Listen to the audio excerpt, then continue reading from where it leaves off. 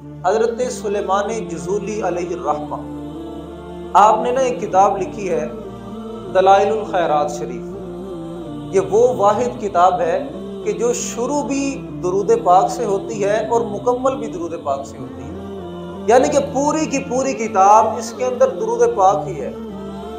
आपसे किसी ने पूछा कि हजरत आपने ये जो किताब लिखी है इसके अंदर और कोई मौजू ही नहीं, और कोई बात ही नहीं, पूरी की पूरी दुरूद पाक ही दुरूद पाक।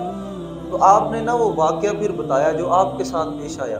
फरमाते मैं ना एक मरतबा जंगल में जा रहा था कि रास्ते में नमाज का टाइम हो गया, ज़ोहर का या असर का, किसी भी नमाज का वक़्त हुआ। तो फरमाते हैं कि जब नमाज का वक़्त हुआ तो मैं पानी की तलाश में था कि पानी मुझे मिले। कहते मेरी नज़र पड़ी एक कुएं पर। मैं कुएं के करीब गया तो देखकर मैं बड़ा अफसुर्दा हो गया कि पानी तो बहुत नीचा है और जंगल के अंदर ना मेरे पास डोल है ना रस्सी है। पहले ज़मानों के अंदर पानी कैसे निकालते थे? डोल और रस्सी के साथ पानी निकाला जाता था कुएं के अंदर से। तो अब कहते हैं कि मैं परेशान हो गया कि अब मेरे पास तो ना डोल है ना रस्सी है, तो मैं पानी कैसे निकालूंगा। फरमाते हैं कि उस कुएं के बिल्कुल पास ही ना एक झोंपड़ी थी। झोंपड़ी के ऊपर एक छोटी सी बच्ची खेल रही थी। फरमाते हैं कि मैंने उस बच्ची की तरफ देखा ना, तो वो कहने लगी मन अंता, आप कौन है? फरमाने लगे, मैंने उसे बताया कि मेरा नाम है सुलेमान जज़ूली। तो कहने लगी आप तो वही नहीं कि जिनकी विलायत के डंके इस पूरे इलाके में हैं, पूरा इलाका जानते हैं कि आप अल्लाह के वली हैं।